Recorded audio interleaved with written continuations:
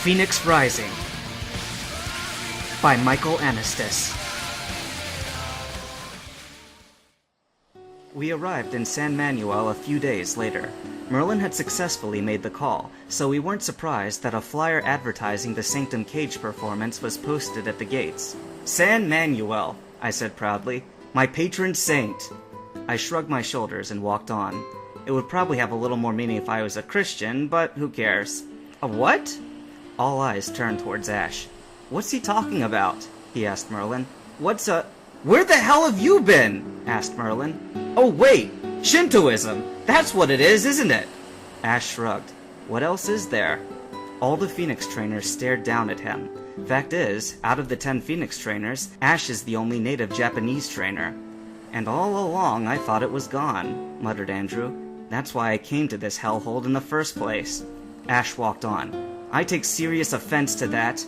Good for you, Merlin muttered. Can I help you? In front of us stood a woman wearing a pelted skirt and a white shirt.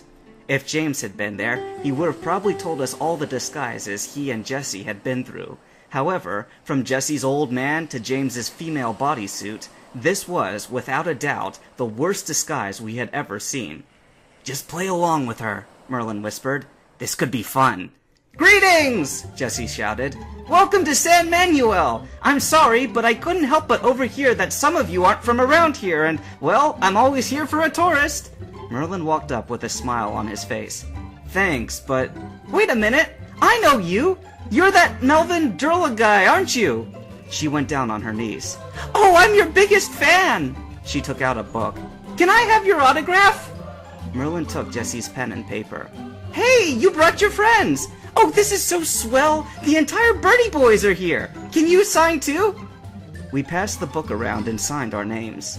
When it came to me, everyone else had written their names. Ben Dover, Ash, Hugh Jazz, Darius, Mary DeBum, Cassie, Seymour Teets, Andrew, Richard Head, Merlin. I went along with them and labeled myself as Claude Testes and gave it back to Jessie. Oh, this is so nice of you, she said in a nasally voice. She looked down at her notebook, and her eyes widened. Then she threw down the notebook, pen, and her wig. You think this is funny? She shouted. We all just stared and nodded, unbearably. Then Jessie caught her mistake. Oh boy, shit! She broke into a run, and we didn't bother to catch her. That was, without a doubt, the dumbest costume I've ever seen, muttered Ash. Shame to use such good material on that. Darius picked up the blonde wig, threw it over his bald head, and started skipping around in a circle, singing, Amigo, amigo, it's fun and love and joy. Amigo, amigo, it's fun for girl and boy. Not even caring that we were rolling with laughter. By the end of the week, Jessie had tried disguise after disguise. It became clear that James and Meowth were back to work for the wraiths, as they soon appeared at her sides. Either way, we made a fool of her every time, and by the end of the day, we all had a little souvenir to remind ourselves of this day.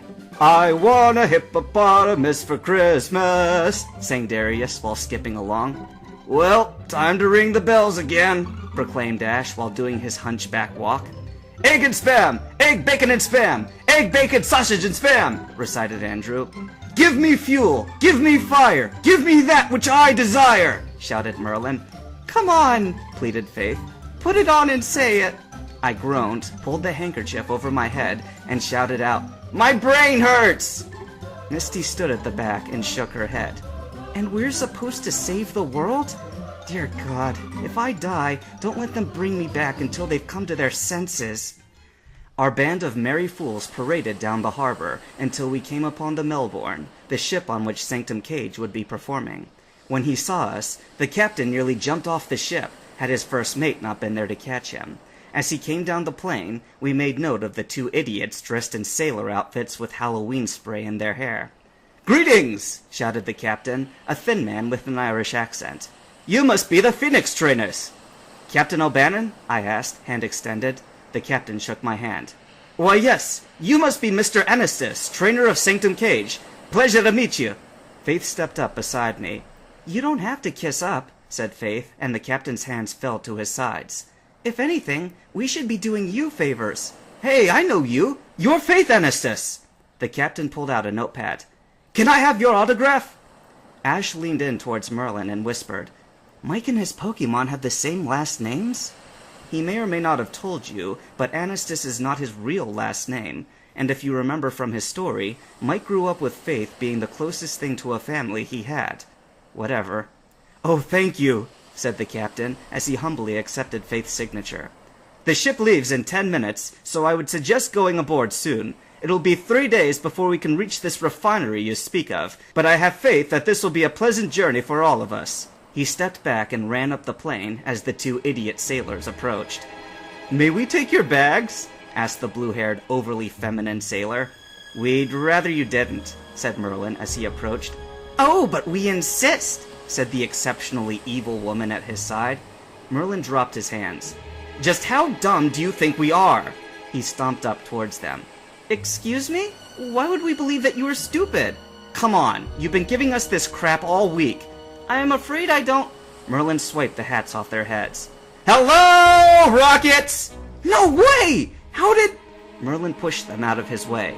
The rest of us forced our way past them, and Andrew, just being Andrew, went back to give James a boot in the ass, sending them both into the water. While we were boarding the cruise ship, James pulled himself out of the water. "This isn't working!" James shouted. "Giovanni wants us dead, and you're still working for him?" "I'm not too thrilled about it either," said Jessie as she twisted her hair, squeezing the water out. "But we've been Ash's and Merlin's enemies for too long.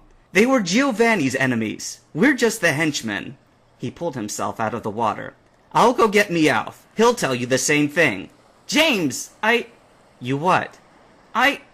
Look, I'm not too nuts about working for Giovanni either.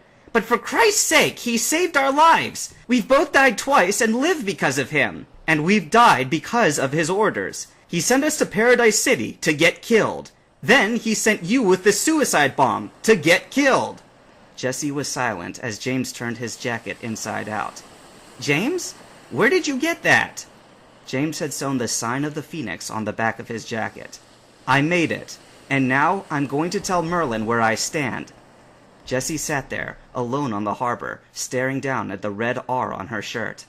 "Team Rocket," she muttered to herself as she turned her shirt inside out. "Never again." Neither Jessie nor James came to us, but we did notice them peering over the railing, staring at the sunset. Ash noticed the symbol on James's jacket. "Do you think it's possible?" he asked. "Could Team Rocket really be willing to join up for good?" "Don't know." Merlin took a few steps closer until he could hear what they were saying. "I can't believe it," muttered Jessie. 5 years of loyalty, and now Team Rocket is reduced to this." "Stop calling us Team Rocket," muttered James. "That was then. This is now." She took a deep breath. "Yeah, you're right. We need a new name." They stood there for a minute. "We're siding with the Phoenix, right? We could call ourselves Team Phoenix." Sounds like plagiarism. Let's see. A phoenix is a mythological bird that rises from its own ashes. We could call ourselves Team Ash. Ash smiled quietly to himself as James caught his own mistake. "Sierra Mana has its own symbol, right?" asked Jessie. "Yeah, it's a Pidgeot clutching a thunderbolt." "Team Thunder! I like it! All we need now is a new motto." 2 hours later, they gave up, turned around to go off somewhere, and found every Phoenix trainer standing before them. They jumped in shock, and Jessie would have gone overboard if James had not been there to catch her. "Were you—" Jessie stuttered. "Were you listening in on us this whole time?" Merlin nodded. "All this time." There was a short pause. "Is it true this time? Are you really willing to forget Team Rocket and join the Ragnarok? What about—" "You can't join the Phoenix trainers. You need to go to school for that." Jessie bowed her head in shame. "I was a fool to believe Giovanni would take us back. Now it's clear that he wants us dead."